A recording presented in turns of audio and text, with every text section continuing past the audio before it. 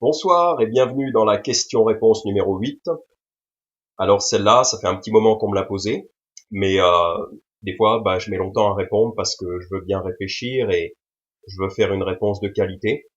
Donc des fois, ça me met longtemps.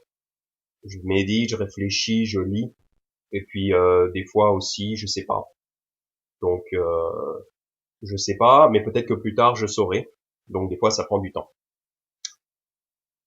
Mais sachez que si vous posez vos questions sur contact en Christ et, contact en Christ et la vie @gmail.com, de toute façon, je vois toutes les questions. Après, des fois, c'est vrai que je mets longtemps à répondre. La question, la voici. Donc, c'était un commentaire sur une de mes vidéos. Super vidéo, mon frère. Tu peux expliquer la parabole du marchand qui cherche de belles perles? Merci, sois béni. Donc, merci pour la question. Donc, la parabole du marchand qui cherche de belles perles, c'est en Matthieu chapitre 13. Et en fait, en même temps, je vais parler de celle qui est juste avant, parce que je trouve que ça va ensemble.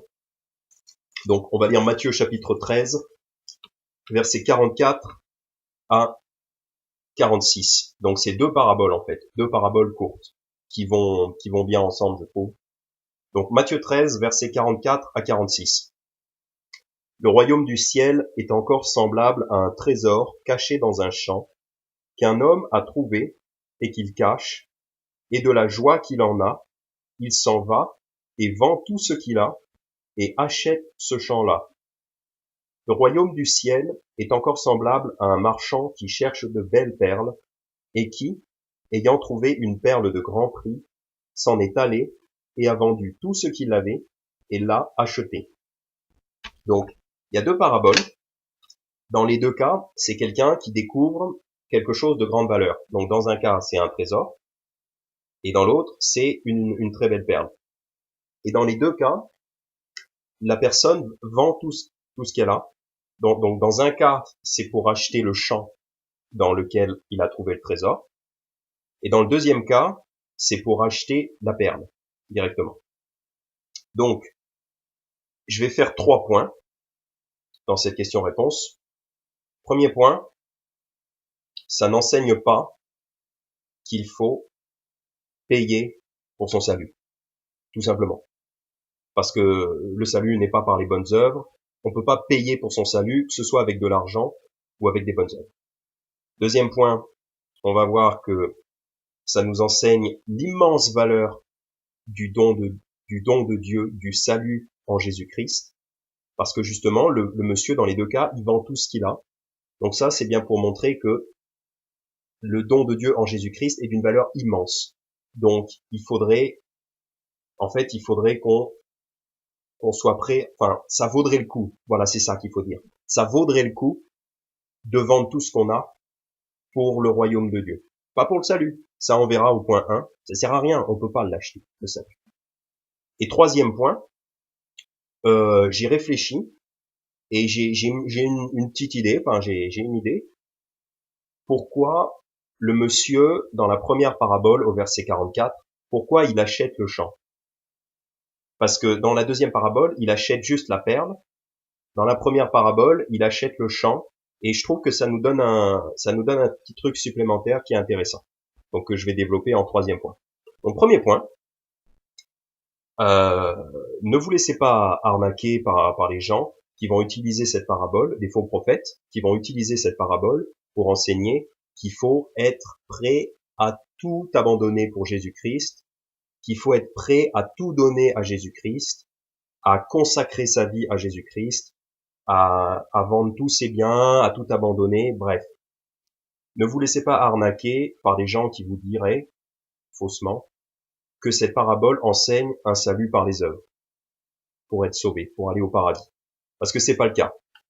C'est vrai que dans les deux cas, il y a un bonhomme qui vend tout ce qu'il a. Dans la deuxième parabole, c'est pour acheter la perle. Et dans la première parabole, c'est pour acheter le champ dans lequel il y a le trésor. Mais ça n'enseigne pas qu'il faut payer pour son salut. Ça n'enseigne pas un salut par les œuvres. Donc, regardons ensemble l'un de mes psaumes favoris. C'est le psaume 49. Donc le psaume 49, on pourrait l'appeler le psaume de l'impossibilité de votre rachat. C'est impossible pour vous de vous racheter vous-même. Regardons ensemble, psaume 49, versets 5 à 9, déjà. Pourquoi craindrais-je au jour du malheur, quand l'iniquité de mes adversaires m'environne? Ils se confient en leurs biens, ils se glorifient de l'abondance de leurs richesses. Mais l'homme ne saurait racheter son frère, ni payer à Dieu sa rançon. Car le rachat de leur âme est trop cher, et il ne se fera jamais. Pour qu'ils continuent de vivre à perpétuité, et qu'ils ne voient point le tombeau. Donc là, le verset 9, là, ce que je viens de lire, c'est le verset 9. Ça nous prouve bien que ça parle du salut éternel. Parce que ça dit, pour qu'ils continuent de vivre à perpétuité. Donc ça, la perpétuité, c'est pour toujours, c'est l'éternité. Donc là, on parle bien de la vie éternelle. Et qu'ils ne voient point le tombeau, donc qu'ils ne meurent pas. On voit bien que ça parle du fait d'être sauvé, d'aller au paradis. Eh ben, les versets 7 et 8 nous disent très clairement, et ça vous pourrez le dire à Jérémie Sourdry la prochaine fois qu'il essaiera de vous enseigner un salut par les œuvres avec la parabole de Matthieu 13. La prochaine fois que quelqu'un essaye de vous enseigner un salut par les œuvres avec cette parabole, en vous disant que oh, regardez, il a tout vendu pour acheter la belle perle. Vous aussi, vous devez tout vendre si vous voulez être sauvé. La prochaine fois qu'on essaye de vous arnaquer comme ça, allez au psaume 49, versets 7 et 8. Mais l'homme ne saurait racheter son frère, ni payer à Dieu sa rançon, car le rachat de leur âme est trop cher, et il ne se fera jamais. Le rachat de votre âme est trop cher, c'est impossible pour vous de vous justifier devant Dieu avec vos bonnes actions. C'est pour ça qu'il a fallu le sang de Jésus-Christ, qui lui nous rachète. On va voir un autre passage. Avant de quitter le psaume 49, regardons simplement les versets 14 et 15. Ils sont poussés au sépulcre comme un troupeau. Donc ça, c'est les non-croyants. Ils sont poussés au sépulcre, c'est-à-dire vers la mort, vers l'enfer, comme un troupeau. La mort se repaîtra d'eux. Les justes domineront sur eux au matin. Leur beauté sera consumée dans le sépulcre, loin de leurs habitations. Donc ça, c'est les gens qui pensaient qu'ils pourraient payer pour leur salut. C'est de ça dont il est question dans ce psaume. Tous ceux qui croient se justifier par leurs bonnes œuvres. Verset 15. Mais Dieu rachètera mon âme de la main du sépulcre, quand il me prendra à lui. Mais Dieu rachètera mon âme de la main du sépulcre, quand il me prendra à lui. C'est ça, c'est Dieu qui nous rachète. Donc c'est tout simple, on se rachète pas soi-même par nos bonnes œuvres, c'est Dieu qui nous rachète. D'ailleurs, la Bible dit en 1 Timothée chapitre 2, on y va souvent, mais c'est bien de le revoir, Dieu veut que tous les hommes soient sauvés et qu'ils parviennent à la connaissance de la vérité, car il y a un seul Dieu et un seul médiateur entre Dieu et les hommes, l'homme Christ Jésus, qui s'est donné lui-même en rançon pour tous. Donc, on parle de l'homme Christ Jésus, de Jésus-Christ, Dieu fait chair, qui s'est donné lui-même en rançon pour tous. Donc les hommes ne peuvent pas se racheter eux-mêmes, c'est pour ça qu'il a fallu que Jésus-Christ se donne en rançon pour les hommes, pour tous. Finissons avec cette idée-là. C'est vraiment la base de l'évangile, mais c'est vraiment pour vous montrer que cette parabole-là ne peut pas enseigner qu'il faut racheter son salut. Parce qu'il y en a qui l'enseigneront, certainement. Et on peut voir donc ça aussi en 1 Pierre chapitre 1. 1 Pierre chapitre 1, versets 18, 19. 1 Pierre chapitre 1, versets 18 et 19. Pour autant que vous sachiez que vous n'avez pas été rachetés de votre vaine conduite, reçue par tradition de vos pères, avec des choses corruptibles comme l'argent et l'or, mais avec le précieux sang de Christ, comme d'un agneau sans défaut et sans tache. Donc, encore une fois, en 1 Pierre chapitre 1, il est bien dit qu'on n'est pas racheté avec des choses, on n'est pas racheté avec des choses corruptibles comme l'argent et l'or. Parce qu'il y a des gens qui vont croire ça, qui vont croire que ça représente vos bonnes actions en fait, l'argent, l'or Il y a même des catholiques qui ont cru à un moment donné que ils appelaient ça des indulgences. L'Église catholique vendait des indulgences, donc on payait de l'argent littéralement pour acheter sa place au paradis. Donc il y a bien des gens qui ont cru ça. Mais si vous croyez dans vos bonnes œuvres pour aller au paradis, dans le fond c'est tout aussi bête. Ça marche pas non plus. Enfin ça marche tout aussi, c'est tout aussi inefficace. Voilà. C'est tout aussi inefficace que vous comptiez en des pièces d'or, des euros, des dollars ou vos bonnes œuvres, c'est tout aussi inefficace. Mais ce qui vous rachète, c'est le précieux sang de Christ comme d'un agneau sans défaut et sans tache. Voilà, il faut ça. Rien de moins que le précieux sang de Christ comme un agneau sans défaut. Vous êtes pas sans défaut. Mais il fallait un agneau sans défaut. Voilà. C'est pour ça que l'homme ne peut pas racheter son âme. Donc, la parabole de Matthieu 13, les deux paraboles, c'est vrai qu'on voit que le bonhomme, il vend tout ce qu'il a, mais ça enseigne pas qu'il faut vendre tout ce qu'on a pour aller au ciel. Voilà. Ok, deuxième point. Cette parabole nous enseigne donc l'immense valeur du cadeau de Dieu, du salut de Dieu en Jésus-Christ, et l'immense valeur de notre héritage en Jésus-Christ. Comme il est dit en 2 Corinthiens chapitre 9, verset 15, « Or, grâce soit rendue à Dieu pour son don ineffable. » Donc, un don ineffable, c'est un don qui est tellement bien, tellement beau, qu'il n'y a même pas de paroles pour exprimer comment c'est beau. La Bible va en détail, la Bible nous donne des éléments, mais dans le fond, il n'y a aucune parole qui sera suffisante pour exprimer à quel point le don de Dieu est grand. Et c'est ça mon deuxième point, c'est que en fait, quand on voit ces paraboles, le monsieur, il vend tout ce qu'il a pour acheter la belle perle, il vend tout ce qu'il a pour acheter le champ dans lequel est le trésor. En fait, ça nous enseigne que si on pouvait payer pour le salut, bah en fait, ça vaudrait. J'aime pas dire ça parce qu'on peut pas payer et ça vaut pas tout ce qu'on a parce qu'on n'a pas, on n'aura jamais assez. Mais le monsieur, il a conscience que c'est tellement valeureux que il achète, pardon, il achète direct. C'est une super affaire. C'est bien peu de le dire, mais c'est vraiment une affaire. C'est l'incroyable, la chose la plus merveilleuse sur laquelle vous tombez. Et en plus, c'est gratuit. Et en fait, c'est gratuit. Mais cette parabole nous montre que c'est vraiment le truc génial, quoi. C'est juste pour nous montrer à quel point c'est waouh, une perle. Mais tout de suite, je donne tout. Je donne tout de suite. Je la vois, waouh, je donne tout. Et puis, ça devrait nous enseigner à nous, chrétiens, qui sommes déjà sauvés, qu'il faut tout investir dans le royaume de Dieu. On n'investit pas tout pour être sauvé. Cependant, une fois qu'on est sauvé, il est tout à fait raisonnable de tout investir. Et là, pour le coup, c'est vrai, c'est raisonnable d'investir toute notre fortune et toute notre vie dans le royaume de Dieu, parce que c'est valable. Le don est tellement beau.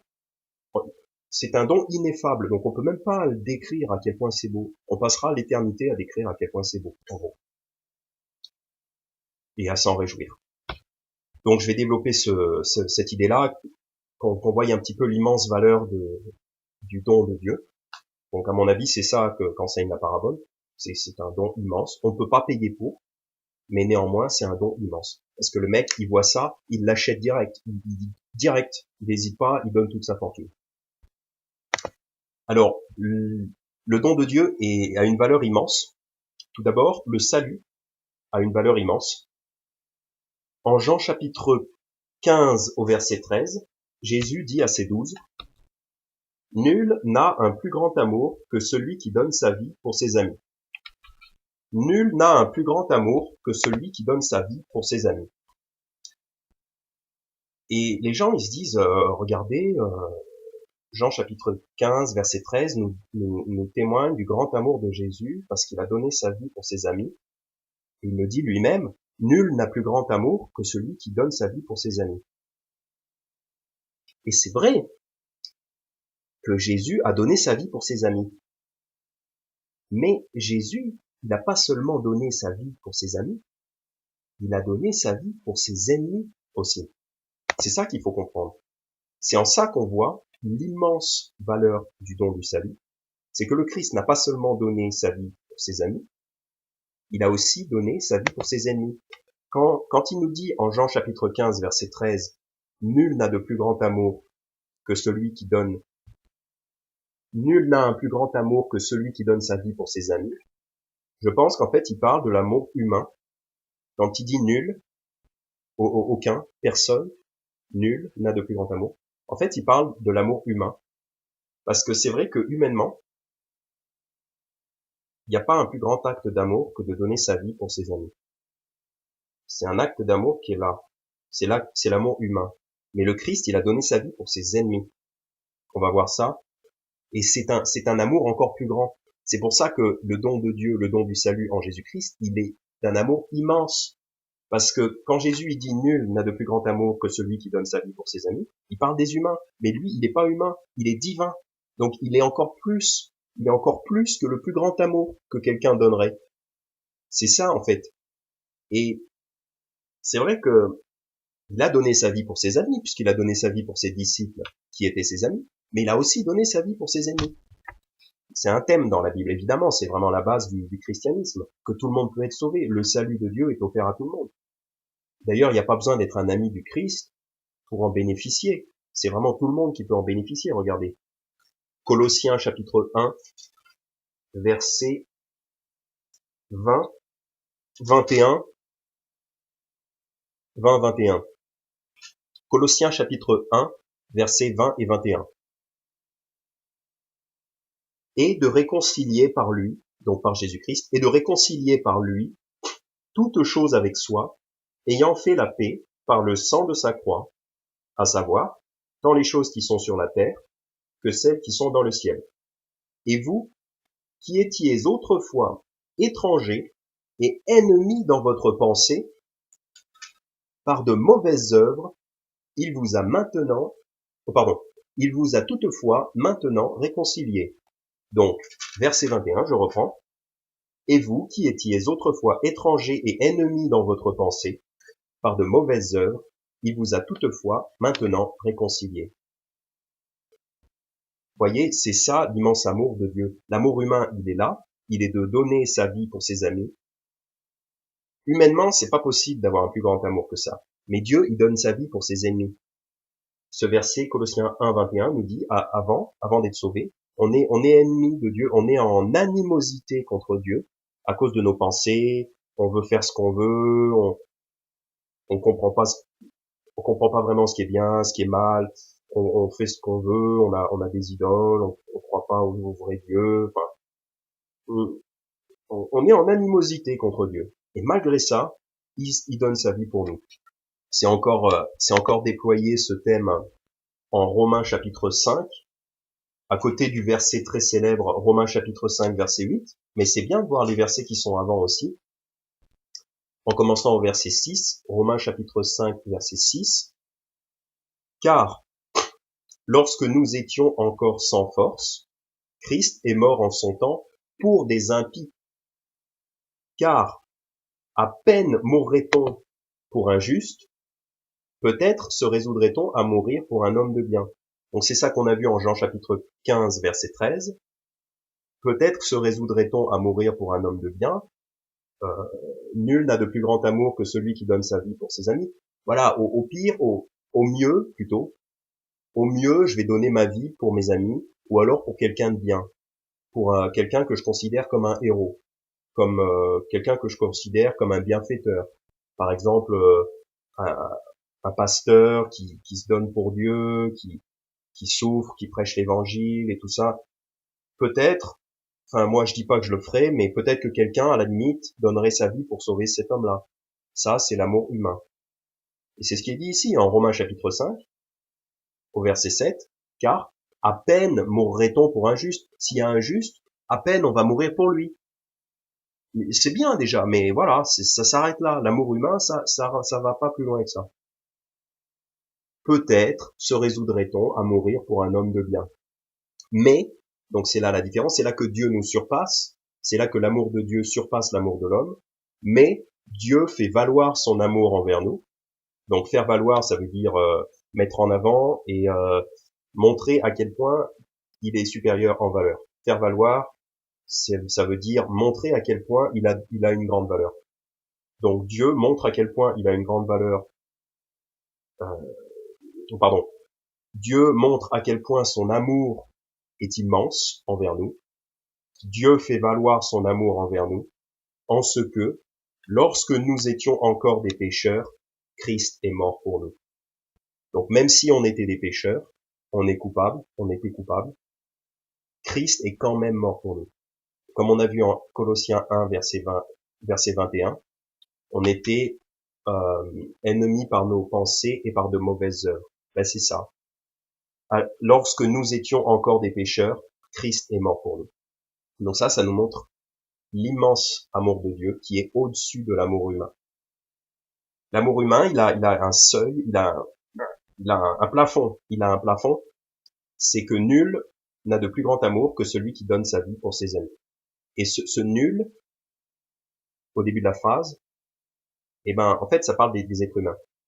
L'amour divin, il permet de dépasser ça. Et ce qui est bien, c'est que, donc, nous, on peut voir la valeur de l'amour que Dieu a eu envers nous. Car Dieu a tellement aimé le monde. Jean chapitre 3, verset 16. Car Dieu a tellement aimé le monde. C'est pas un amour normal, c'est un amour qui est tellement aimé le monde, qu'il a donné son seul fils engendré. Donc c'est même pas, à la limite, c'est même pas lui qui est mort. Là, il s'agit de donner son fils, c'est encore plus d'amour. Parce qu'on pourrait peut-être mourir pour quelqu'un, mais donner son fils pour quelqu'un, c'est encore plus. Il a donné son seul fils engendré afin que quiconque, y compris les méchants, et surtout, les méchants, parce qu'on était tous méchants, afin que quiconque croit en lui ne périsse point, mais qu'il ait la vie éternelle. Bon, on n'était pas tous méchants, mais la plupart. Et puis, en tout cas, personne n'était juste. Il y a des gens comme Job qui étaient quand même des bons chrétiens, mais ils avaient quand même besoin d'être sauvés. De toute façon. Ils étaient jamais parfaits. Ils étaient pas justes. Voilà. Je veux pas dire que tout le monde est méchant, parce que ça se trouve. S'il y a des enfants, ils sont pas méchants, ils sont enfants. Voilà. Mais ils ont besoin d'être sauvés quand même. Mais toujours est-il que Dieu est mort aussi pour les criminels, Dieu est mort pour les méchants, Dieu est mort pour les pécheurs, ceux qui se moquaient de lui, ceux qui moquaient l'évangile, ceux qui, par exemple, l'apôtre Paul, il ravageait l'église de Dieu. Je sais pas vraiment s'il tuait les gens, mais en tout cas, il les mettait en prison. Il dit lui-même qu'il ravageait l'église de Dieu. En Galates chapitre 1, Paul dit qu'il ravageait l'église de Dieu. Donc c'est grave ce que faisait Paul. Et pourtant, le Christ est mort pour Paul aussi. Il est mort pour tout le monde, tous les criminels. Donc ça, c'est l'amour de Dieu. Et ce qui est bien, c'est que nous autres, parce que j'ai dit que l'amour humain était limité à donner sa vie pour ses amis, mais faut pas que ça nous laisse croire qu'on est limité, parce que ce qui est bien, c'est qu'en Christ, grâce à Christ, on peut expérimenter l'amour divin. Parce que l'amour divin, il est supérieur, l'amour humain, il est limité, il a un plafond. Mais grâce à Christ, on peut agir dans cet amour divin. C'est ce qui est enseigné en 1 Jean chapitre 3 verset 16. 1 Jean chapitre 3 verset 16. Par ceci nous percevons l'amour de Dieu, en ce qu'il a donné sa vie pour nous. Donc ça on a vu. En ceci nous percevons l'amour de Dieu, en ce qu'il a donné sa vie pour nous, et nous devons donner nos vies pour les frères. Donc, puisque Dieu a donné sa vie pour nous, le Seigneur Jésus-Christ a donné sa vie pour nous, il est de notre devoir de donner notre vie pour les frères. Et là, c'est pas forcément des amis. Pour le coup, étant donné qu'ils sont frères en Christ, pour moi, ça devient mon devoir de chrétien de donner ma vie, quitte même à en mourir, mais sans même en mourir, les secourir, les secourir et puis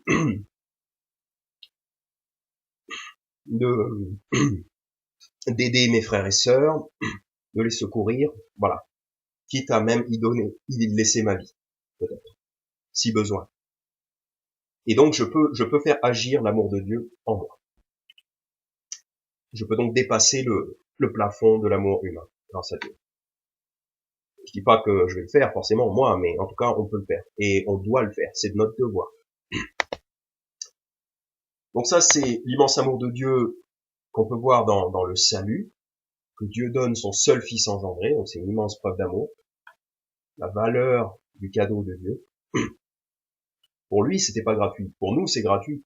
Mais pour lui, c'était un don d'une immense valeur. Pour lui, ça lui a coûté beaucoup. Et pour nous, ça devient gratuit. Et donc, autre façon de voir la valeur immense du cadeau de Dieu, c'est dans les choses à venir. C'est dans l'immense valeur de notre héritage en Christ et des choses à venir. Sans entrer dans les détails, on peut voir la richesse de la Nouvelle Jérusalem en Révélation 21, où les rues sont carrément pavées d'or. Donc là, on voit bien la richesse, c'est comme une richesse matérielle, bien que à ce niveau-là, la richesse matérielle, ça n'a plus d'importance, mais quand les rues sont pavées d'or, c'est, voilà, c'est la richesse. Mais à ce niveau-là, ça veut même plus rien dire. C'est pas ça que Dieu veut nous dire. Mais surtout, on peut lire dans Éphésiens chapitre 3, versets 16 à 19, afin que, selon les richesses de sa gloire, il vous donne d'être puissamment fortifiés par son esprit dans l'homme intérieur, afin que Christ habite dans vos cœurs par la foi, pour que, enracinés et fondés dans l'amour, vous puissiez comprendre, avec tous les saints, quelle est la largeur, la longueur, la profondeur et la hauteur, et connaître l'amour de Christ qui surpasse toute connaissance, afin que vous soyez remplis de toute la plénitude de Dieu. Donc ce qu'il dit, surtout au verset 18 et 19, c'est qu'il veut qu'on essaye, il veut qu'on progresse en Christ petit à petit, jour après jour, année après année. Il veut qu'on progresse avec Christ pour qu'on puisse connaître l'immensité de l'amour de Christ, longueur, largeur, profondeur, hauteur, qui surpasse toute connaissance. Donc en fait, il nous exhorte à connaître de plus en plus quelque chose qu'on pourra jamais connaître totalement, parce que ça surpasse toute connaissance, donc parce que son amour est infini. Donc dans l'éternité, on passera, à commencer par maintenant, jusqu'à dans l'éternité, on passera notre éternité à tenter, enfin à connaître, à en apprendre de plus en plus sur l'immense amour de Christ, qui surpasse toute connaissance. Ça, c'est notre héritage. C'est la valeur de notre héritage. Connaître l'immense amour. C'est comme si vous aviez une histoire d'amour, enfin, vous étiez avec des amis, une famille, des gens que vous aimez, les frères, et surtout le Christ et son Père, pour l'éternité. Et puis, vous en finissez pas d'être de plus en plus, de vous aimer de plus en plus les uns les autres, quoi. On s'aime de plus en plus les uns les autres.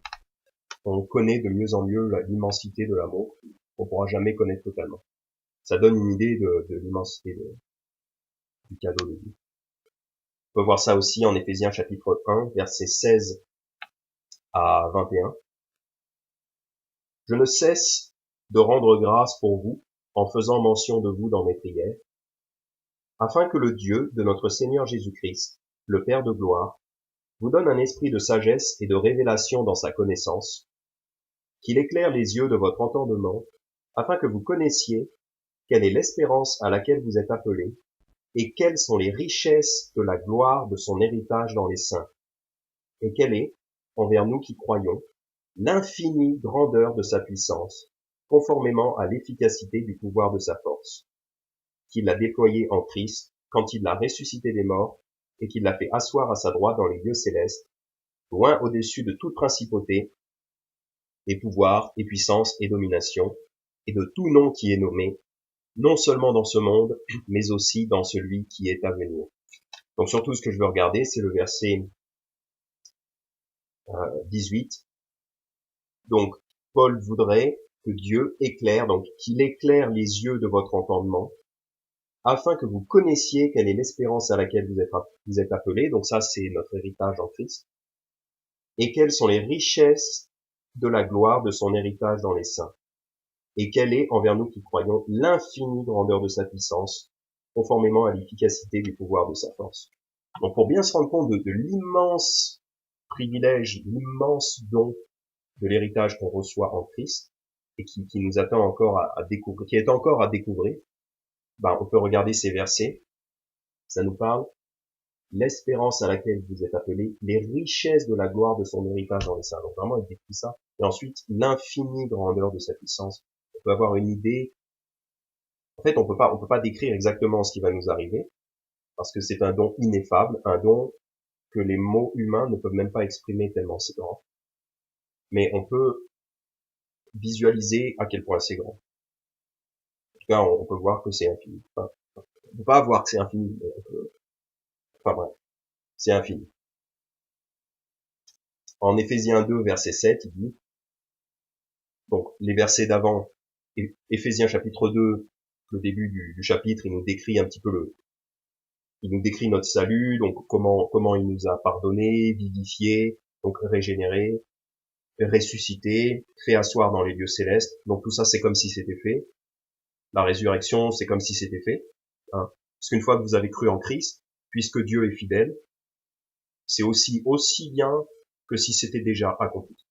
Il vous a promis une chose, c'est aussi bien que si c'était déjà accompli. Parce que Dieu est fidèle.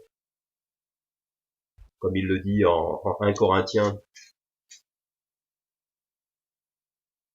chapitre 1 verset 9, Dieu, par qui vous avez été appelés à la communion de son Fils Jésus-Christ, notre Seigneur, est fidèle. Donc Dieu est fidèle. Donc ces choses-là, c'est comme si c'était fait, ok. On est sauvé, point barre.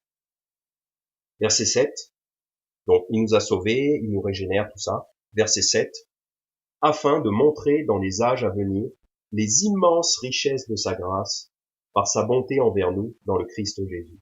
Donc il nous a sauvés pour pouvoir montrer dans l'infini, dans les âges à venir, c'est-à-dire l'infini, tout ce qui est après, l'éternité, les immenses richesses de sa grâce par sa bonté envers nous dans le Christ Jésus.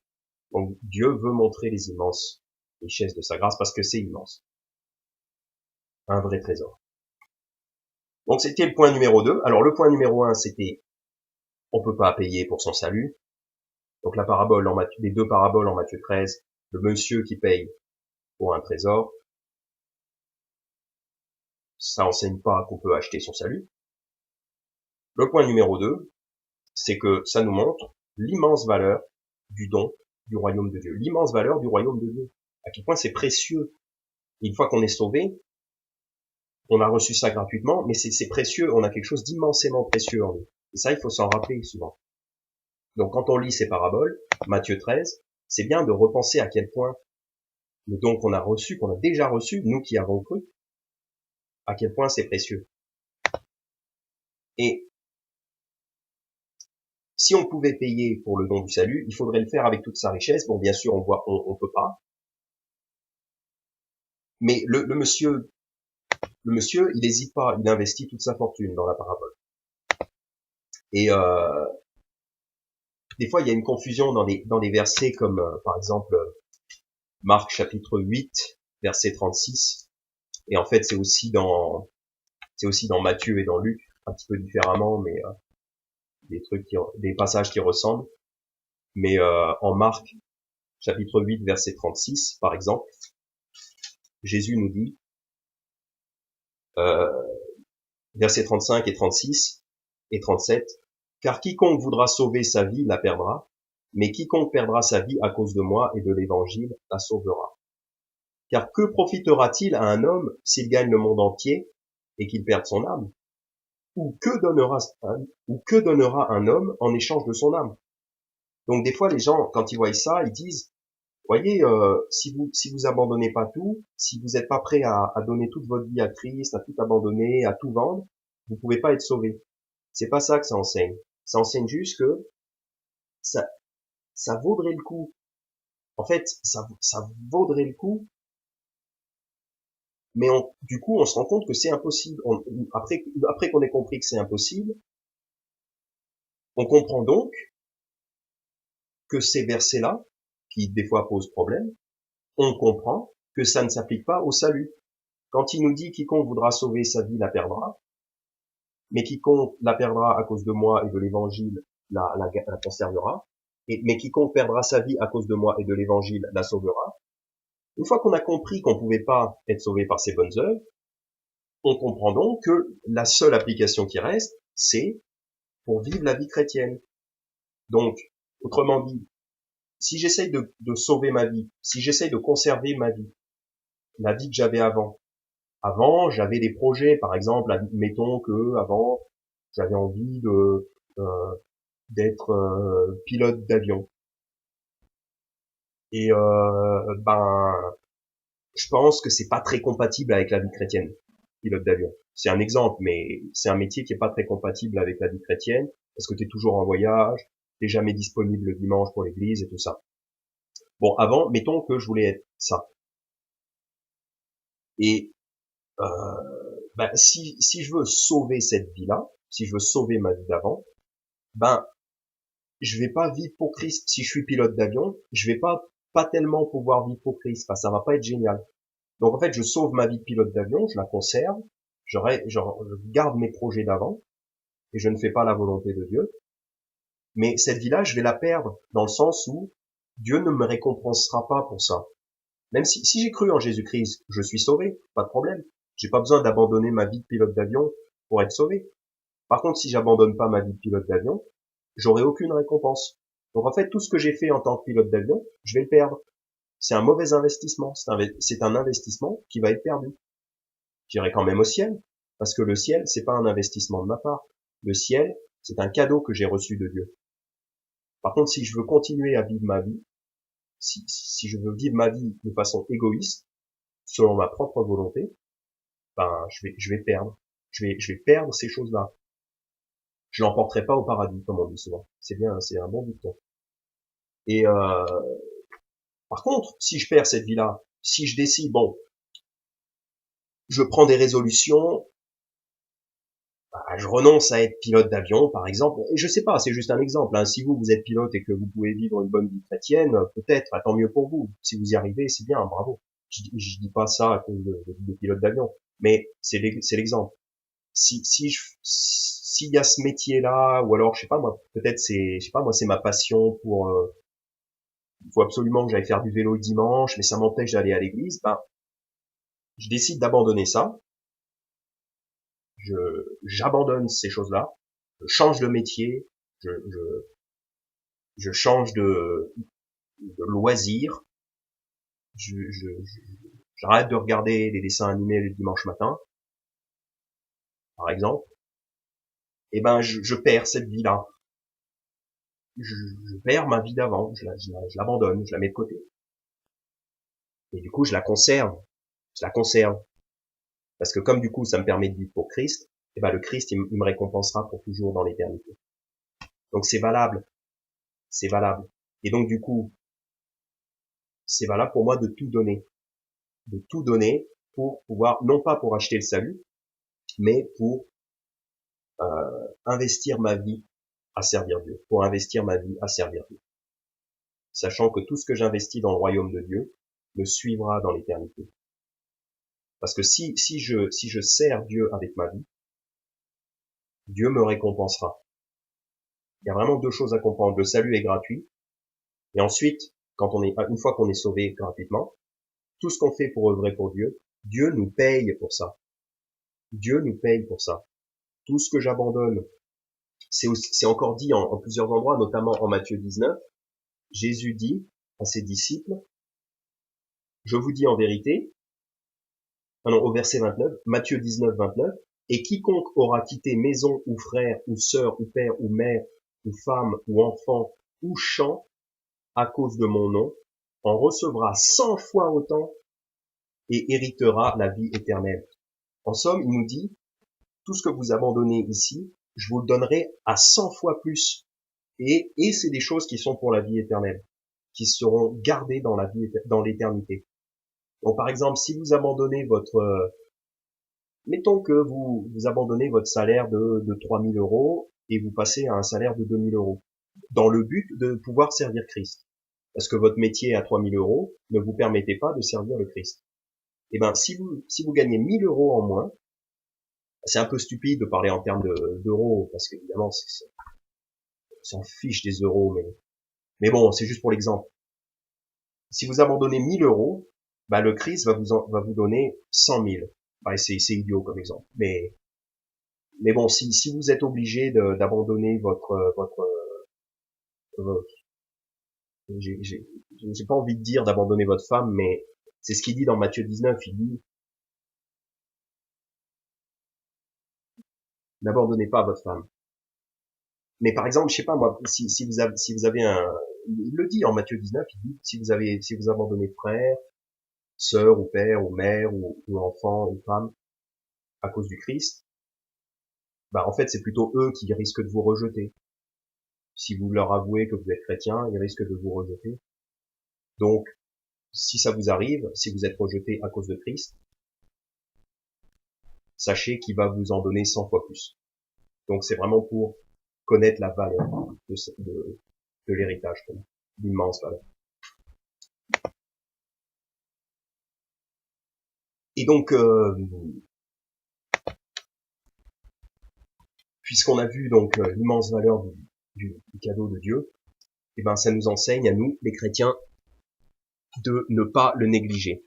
Donc, une fois qu'on a compris à quel point c'est valeureux, à quel point c'est valable, ça nous enseigne donc à nous d'agir en conséquence et de ne pas laisser ça infructueux, de ne pas ne rien en faire. C'est pour ça que c'est bien de tout investir pour le royaume de Dieu. Et donc, ça nous conduit donc à notre troisième et dernier point. Et pour ce point, j'aurais focalisé un petit peu plus sur la première parabole, donc au verset 44. Le royaume du ciel est encore semblable à un trésor caché dans un champ, qu'un homme a trouvé et qu'il cache, et de la joie qu'il en a, il s'en va et vend tout ce qu'il a et achète ce champ-là. Donc, on a vu, on est certain que ça n'enseigne pas qu'il faut payer pour être sauvé. Donc ça, c'est réglé. Mais pourquoi il achèterait le champ dans lequel est le trésor? Mettons, et j'y ai réfléchi, et en fait, c'est ce point, le troisième point, c'est ce que je retire de cette parabole, c'est que le monsieur, il achète le champ comme pour assurer son salut. Et je vais m'expliquer, c'est pas pour vous faire douter du salut, mais il achète le champ comme pour le rendre incontestable et incontesté, et qu'il n'y ait pas de contention, que les gens sachent que le trésor est à moi et que j'ai tous les droits de mon côté. Je m'explique. Imaginons, appliquons cette parabole-là à notre vie à nous. Imaginons que je me balade dans les bois, dans la campagne, et dans un champ, je trouve des objets gaulois en or qui datent de 3000 ans, de 2000 ans. Une sépulture d'un roi, des objets en or de très grande valeur que personne n'avait trouvé avant moi. Donc j'ai trouvé un trésor. En me baladant comme ça, au hasard, je trouve un trésor. En fait, je peux très bien prendre ces objets-là, sans le dire à personne. D'ailleurs, le monsieur, le bonhomme dans la parabole, on lit que il trouve un trésor, il le cache. Donc il le dit à personne. Moi, mettons que je trouve un trésor gaulois, je le dis à personne, je le prends chez moi, sans le dire à personne, ben c'est à moi. Personne saura que je l'ai trouvé dans ce champ ou ailleurs. Il me suffira de faire fondre je pourrais faire fondre les objets. Ensuite, on peut très bien aller en Guyane, on peut revendre de l'or en échange d'euros, et personne ne vous demandera la provenance. Je le fais fondre, c'est pas simple en pratique, évidemment, c'est quand même compliqué en pratique. Mais l'idée, c'est que si je le dis à personne, je trouve le trésor, c'est gratuit, il est à moi. C'est ça le salut. Le salut, c'est pas moi qui l'ai trouvé, mais c'est le salut qui m'a trouvé, c'est quelqu'un qui me l'a apporté, j'y ai cru. Donc, je l'ai pris. C'est comme le trésor, si je trouve un trésor dans un champ, je le prends, je l'amène chez moi, il est à moi. Je dirai pas où je l'ai trouvé, il est à moi, point barre. Je le fais fondre, et puis comme ça ressemblera plus à des objets gaulois, donc je dirai, bah, c'est à moi. Mais, pour être tranquille, parce que je suis pas sûr, il faudrait vérifier, mais en France, déjà, si je trouve un truc chez quelqu'un d'autre, bah, le propriétaire de ce champ, il risque de dire, ouh là là, mais attends, mais toi, je t'ai vu, attends, mais ça, c'était chez moi et tout. Ou alors, les services archéologiques vont me dire, ah ben non, monsieur, vous avez pas le droit de prendre En tout cas, si je ramasse un truc chez quelqu'un d'autre, il risque d'y avoir une contestation possible. Donc, pour être tranquille, c'est pas pour que le truc soit plus à moi, mais pour être tranquille vis-à-vis de la législation humaine, ben, si j'achète d'abord le champ, donc j'ai trouvé le trésor, mais je le dis à personne, j'achète le champ j'achète le champ, comme ça j'ai les papiers et tout, ça prouve que c'est à moi, ben ensuite, je peux trouver le trésor chez moi. Comme ça, je suis tranquille, le trésor est vraiment chez moi, il n'y a pas de contestation possible, enfin je suis tranquille, voilà, j'ai l'esprit tranquille, on viendra pas m'embêter. Et en fait, c'est surtout ça, en fait, c'est surtout pour la tranquillité d'esprit. Et je voudrais pas vous laisser entendre que on peut faire ça parce qu'autrement on douterait de son salut. Non, on doute pas de son salut. C'est pas du tout ça que je veux dire. Je veux pas vous faire douter de votre salut. Dieu ne doute pas de votre salut. Dieu ne vous demande pas de confirmer votre salut par les bonnes œuvres. C'est pas ça. Mais ce que je veux dire, c'est que pour la tranquillité d'esprit, si j'achète le champ, si j'investis tout ce que j'ai et que j'achète le champ, je serai plus tranquille parce que le champ est à moi. J'ai trouvé le trésor dans le champ qui était à moi. Donc voilà, je suis tranquille. C'est que mon affaire à moi. Parce que de toute façon, vis-à-vis de Dieu, Dieu il contestera pas votre salut. Dans mon exemple de la parabole, j'achète le champ pour pas que on me conteste la possession du trésor. C'est pas pour dire que Dieu va contester votre salut, mais c'est pour la tranquillité d'esprit, pour que vous soyez en pleine assurance, pour que vous ayez de la confiance. Et encore une fois, je veux pas dire que c'est pour que vous ayez de la confiance dans le fait que vous êtes sauvé, mais c'est pour que vous ayez de la tranquillité d'esprit, que vos investissements correspondent à la valeur de ce trésor. En fait, c'est ça. Mais Dieu ne conteste pas votre salut. On revoit ça vite fait en 2 Timothée chapitre 2 verset 19, juste pour rassurer sur le fait que Dieu ne conteste pas votre salut. 2 Timothée chapitre 2 verset 19. Toutefois, le solide fondement de Dieu demeure, ayant ce sceau. Le Seigneur connaît ceux qui sont à lui. Donc le solide fondement de Dieu demeure. Donc le fondement de Dieu, c'est Jésus-Christ. Ça demeure, ça reste, c'est éternel. Ayant ce sceau, donc un sceau c'est une sécurité, le Seigneur connaît ceux qui sont à lui. Donc vous n'avez pas besoin de prouver au Seigneur que vous êtes sauvé. Voilà. On n'a pas besoin de prouver au Seigneur qu'on est sauvé en vivant la vie chrétienne. On prouve pas ça au Seigneur. C'est pas ça le truc. Encore, il y a cet autre verset. Parce que si j'arrive pas à expliquer ce que je veux développer, au moins que vous compreniez pas quelque chose de faux. Je dis pas qu'il faut investir dans la vie chrétienne pour rassurer Dieu quant à votre salut, ou même pour vous rassurer vous-même, parce qu'on n'a pas à douter de notre salut. On n'a pas à douter de notre salut, parce que le solide fondement de Dieu demeure, ayant ce sceau, le Seigneur connaît ceux qui sont à lui. Donc vous êtes tranquille de ce côté-là. Vous êtes tranquille. Quand vous croyez en Jésus-Christ, le Seigneur vous connaît. Et c'est sécurisé. On a aussi Éphésiens 1 verset 13 qui dit en qui vous avez aussi espéré, donc en parlant de croire en Jésus-Christ, en qui aussi vous avez aussi espéré, après avoir entendu la parole de la vérité, l'évangile de votre salut, et avoir cru en lui, vous avez été scellés du Saint-Esprit de la promesse. Donc après avoir cru en lui, après avoir cru en Jésus-Christ, vous avez été scellés du Saint-Esprit de la promesse. Donc vous avez été sécurisés éternellement par le Saint-Esprit de Dieu. Donc on est tranquille de ce côté-là. Quand on a cru en Jésus-Christ, on est tranquille. On n'a pas à douter de notre salut. Et Dieu ne demande pas qu'on confirme le salut par des bonnes œuvres. Il n'a pas besoin de ça, Dieu. Il vous connaît. Il n'a pas besoin qu'on lui confirme. Il le sait que vous croyez en lui. Il connaît ceux qui sont à lui. Voilà. D'ailleurs, en Jean chapitre 10, verset 28, il dit « Mes brebis entendent ma voix, et je les connais, et elles me suivent. Et je leur donne la vie éternelle, et elles ne périront jamais, et nul ne les ravira de ma main. Voilà. Cependant, Dieu vous exhorte à vous conduire d'une manière digne de l'évangile. Donc, voilà comment je vais appliquer la parabole. J'achète le champ afin d'avoir la tranquillité d'esprit. En fait, c'est ça, afin d'avoir la tranquillité d'esprit.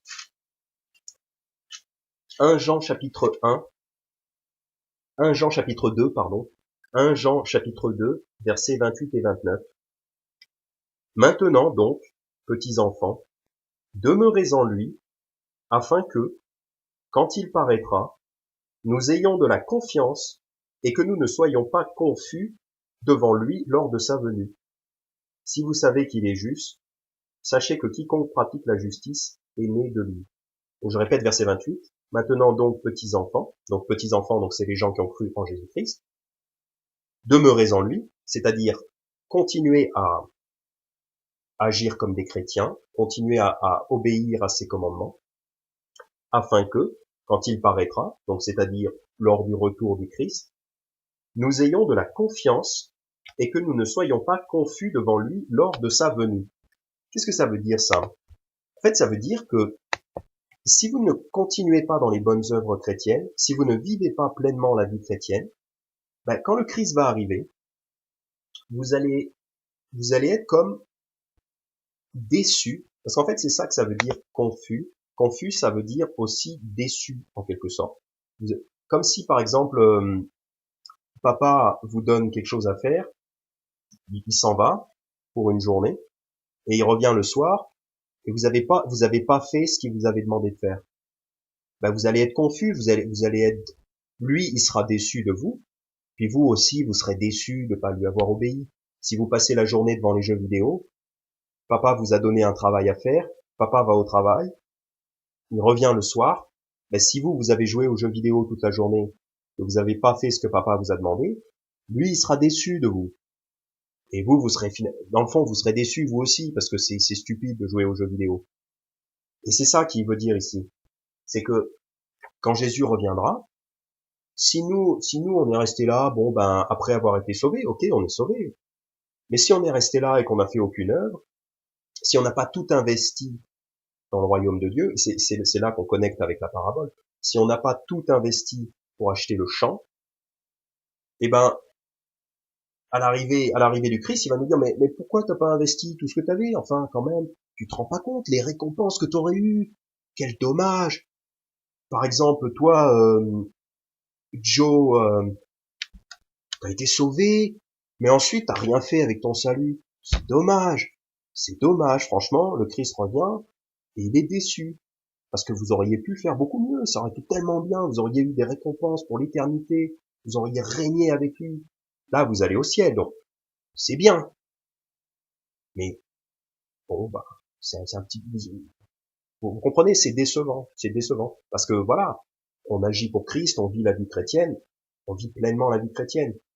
Et c'est pour ça qu'il dit, afin que quand il paraîtra, nous ayons de la confiance,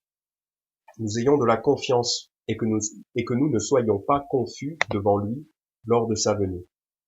Être confus, ça voudrait dire être déçu. Donc si on n'a pas tout investi dans le Christ, on regrettera. Tiens, c'est comme par exemple, si vous allez jamais évangéliser, si vous dites jamais à personne comment eux aussi peuvent être sauvés, vous allez aller au ciel, puis vous allez regretter de ne pas en avoir parlé. Parce que les autres personnes iront en enfer. Et vous allez regretter de ne pas leur en avoir parlé. C'est ça. Vous serez comme confus. C'est pas comme si Dieu allait vous revenir pour vous punir. Non, c'est pas ça. Vos péchés ont été pardonnés quand vous avez cru en Christ.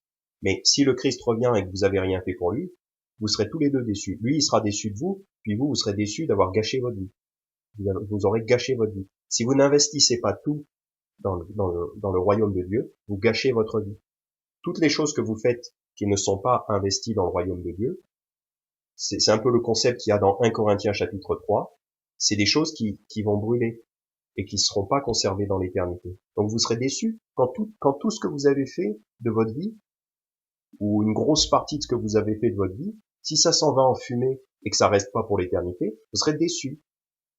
Donc, ce qu'il faut faire, c'est au contraire, j'achète le champ, j'investis tout dans le royaume de Dieu, de façon à ce que quand ils viennent, j'ai de la confiance.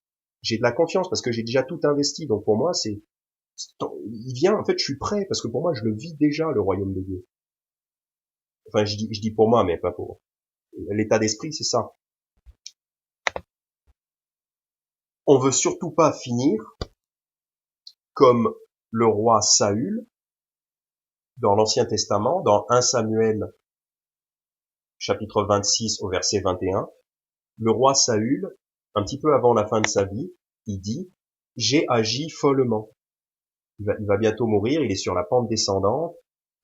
Dieu a dit que le royaume lui serait enlevé et donné à David. Et ben Saül dit « J'ai agi follement ».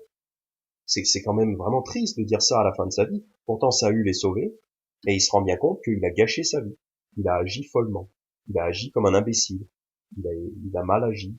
Il a gâché sa vie. Il ira au ciel, mais sa vie n'aura pas été profitable en Christ. Parce que Saül est au ciel. On a un autre passage qui le prouve. Donc, on veut pas être comme Saül. Souvenez-vous de Saül, quand vous avez envie de faire des bêtises, souvenez-vous de Saül. Et rappelez-vous qu'il a dit ça. J'ai agi follement. Et vous voulez pas dire ça. Vous voulez pas arriver à la fin de votre vie et vous dire, j'ai agi follement. J'ai fait l'imbécile. J'ai gâché ma vie. Ou alors, comme il est dit dans 1 Jean chapitre 2, verset 28, vous voulez pas être confus devant lui. Vous voulez pas que lui, il soit déçu de vous. Si lui est déçu, bah vous serez confus, vous aurez un peu honte. Mais ensuite, ça s'est balayé. Mais n'empêche que vous n'aurez pas de récompense éternelle. Donc, on veut pas être comme Saül. Au contraire, on veut être comme Paul. D'ailleurs, Paul, auparavant, il s'appelait Saül. Et ensuite, il s'est appelé Paul. On veut faire comme Paul, qui nous dit en 2 Timothée chapitre 4, versets 6 à 8, « Car je suis maintenant sur le point d'être sacrifié, et le temps de mon départ approche. » Donc là, il dit que il va bientôt mourir. « J'ai combattu un bon combat. J'ai achevé ma course, j'ai gardé la foi. » Donc là, il dit, l'apôtre Paul, il dit, je suis allé jusqu'au bout. J'ai fait tout ce que j'ai pu, je me suis battu jusqu'au bout. J'ai persévéré jusqu'à la fin. Au reste, la couronne de justice m'est réservée. Le Seigneur, le juste juge, me la donnera en ce jour-là, et non seulement à moi, mais encore à tous ceux qui auront aimé son apparition. Donc là, on peut voir la confiance de Paul. Paul a tellement confiance qu'il a bien vécu la vie chrétienne jusqu'au bout, il peut affirmer, au verset 8, la couronne de justice m'est réservée. Il peut l'affirmer parce qu'il le sait déjà, il a cette confiance. C'est ça dont il est question en 1 Jean chapitre 2, verset 28, la confiance devant lui lors de sa venue. Paul, il sait qu'il sera pas confus parce qu'il sait qu'il a tout investi dans le Christ, dans le royaume de Dieu.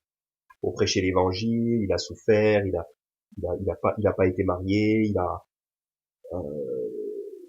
il a sacrifié donc sa vie de famille, donc il a beaucoup dépensé, il s'est fatigué, il a beaucoup travaillé, il a beaucoup été persécuté. Et donc, comme il a bien vécu à fond pour le royaume de Dieu, ben, il sait, il a confiance que quand le Christ viendra, ce sera waouh. Il sait déjà que le Christ va être content de lui. Paul sait déjà qu'il sera pas déçu, il aura sa couronne. Il le sait. Ben, c'est pour ça que nous, quand on voit la parabole dans Matthieu 13, on voit que le gars, il achète le champ. Ben, ça devrait nous pousser, nous aussi, vu la valeur du don qu'on a déjà reçu en Christ, ben, investissons pour faire fructifier ça. C'est ça.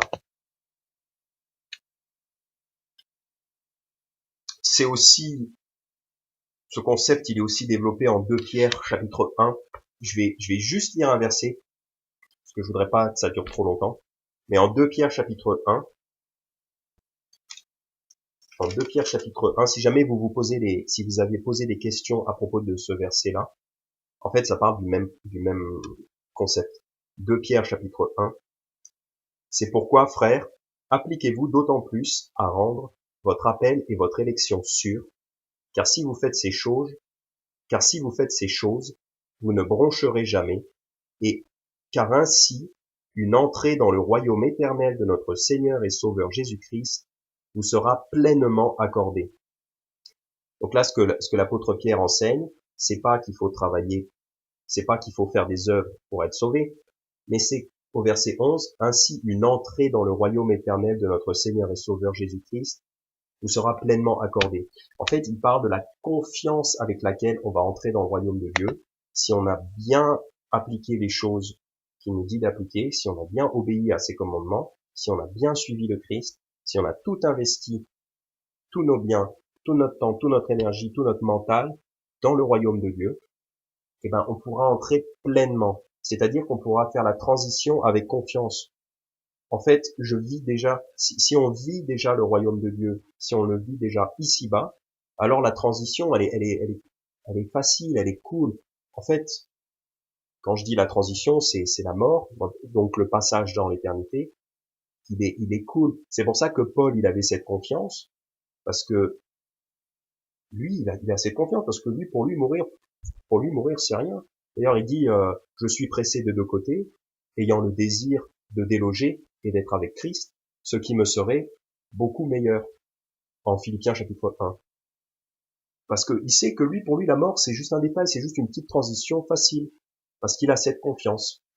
Et c'est ce qui est aussi enseigné en 2 Pierre, chapitre 1, versets 10, 11. Voilà, c'est pas pour se rassurer quant au fait qu'on est sauvé, mais c'est pour avoir une confiance devant le Christ. Une confiance devant le Christ, que le Christ ne sera pas déçu de nous. Et que nous, on ne sera pas déçus de n'avoir rien fait. Parce que si on arrive à la fin de notre vie chrétienne et qu'on n'a rien fait pour Christ, on sera déçu. Pensez-y à l'avance. Pensez-y à l'avance, si vous êtes sauvé. Essayez de vous projeter jusqu'à la fin de votre vie. Et dites-vous que, si vous faites rien pour vous débarrasser de vos péchés, de vos addictions, si vous faites rien pour joindre une église locale, si vous faites rien pour évangéliser, si vous n'intercédez pas dans la prière, si vous n'investissez pas d'argent pour aider les autres, pour aider l'église, l'œuvre de Dieu, vous allez être déçus. Vous allez être déçus. Voilà. C'est ça. C'est pour ça que le champ, c'est valable d'acheter ce champ, de vendre tout ce que vous avez ici-bas et d'acheter ce champ pour avoir une confiance,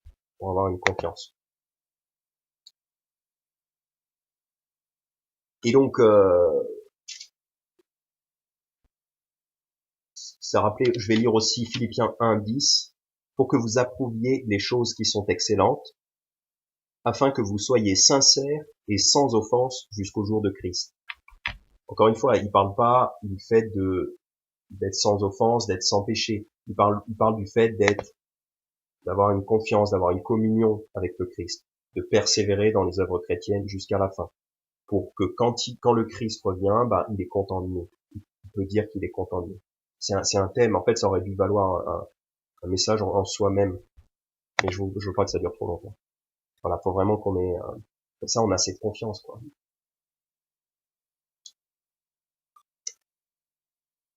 Et donc, un petit peu en guise de conclusion, je vais lire Hébreux chapitre 6, versets 9 et 10. Hébreux chapitre 6, versets 9 et 10. Cependant, nous attendons de vous, bien-aimés, de meilleures choses et des choses qui accompagnent le salut, quoique nous parlions ainsi. Car Dieu n'est pas injuste pour oublier votre œuvre et le travail d'amour que vous avez fait paraître pour son nom, ayant assisté les saints et les assistant encore. Donc, verset 9, nous attendons de vous, bien-aimés, donc les gens qui sont sauvés, nous attendons de vous de meilleures choses et des choses qui accompagnent le salut. Donc, sachant à quel point le salut est grand, Dieu attend des gens qui sont sauvés, des choses qui accompagnent le salut. C'est la suite logique. On fait pas des œuvres pour confirmer le fait qu'on est sauvé. On fait des œuvres parce que ces œuvres-là accompagnent le salut. Car Dieu nous a créés pour les bonnes œuvres, qu'il a préparées d'avance, afin que nous y marchions. Car nous sommes son ouvrage, Éphésiens chapitre 2 verset 10, car nous sommes son ouvrage, ayant été créés dans le Christ Jésus pour les bonnes œuvres, que Dieu a ordonnées d'avance, afin que nous y marchions.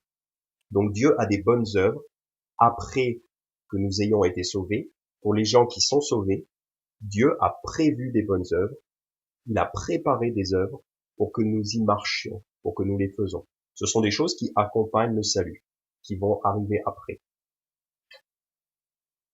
C'est pas automatique, mais c'est fortement recommandé, fortement attendu pour une bonne marche chrétienne. Et c'est ce que Dieu veut que les chrétiens fassent, après qu'ils ont été sauvés. Donc en conclusion, 1 Corinthiens chapitre 6 verset 20, 1 Corinthiens chapitre 6 verset 20, car vous avez été achetés à un grand prix, donc le sang du Christ, un grand prix, un prix immense, comme on l'a vu tout à l'heure, car vous avez été achetés à un grand prix, glorifiez donc Dieu en votre corps et en votre esprit qui appartiennent à Dieu.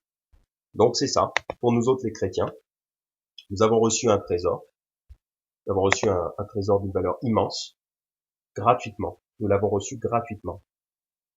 Vu que nous avons été achetés à un grand prix, et que ce cadeau est immense, investissons tout ce que nous avons, appliquons cette parabole de Matthieu 13, appliquons-la à nos vies, vendons, entre guillemets, tout ce que nous avons, c'est-à-dire consacrons tout ce que nous avons à l'œuvre de Dieu, au royaume de Dieu. C'est-à-dire participons à une église locale, évangélisons, prions, investissons financièrement pour le royaume de Dieu, prions les uns pour les autres, faisons-nous du bien les uns les autres, qu'on s'entraide les uns les autres, tout ce qu'il y a à faire dans la vie chrétienne. Ne gardons pas ce trésor de valeur infinie, ne soyons pas égoïstes et ne le gardons pas pour nous, mais allons répandre ce trésor dans le monde entier. Et rendons notre appel et notre élection sûre, comme il est dit dans 2 Pierre chapitre 1, pas pour se rassurer quant au fait qu'on est sauvé, mais pour ne pas décevoir le Christ quand il viendra.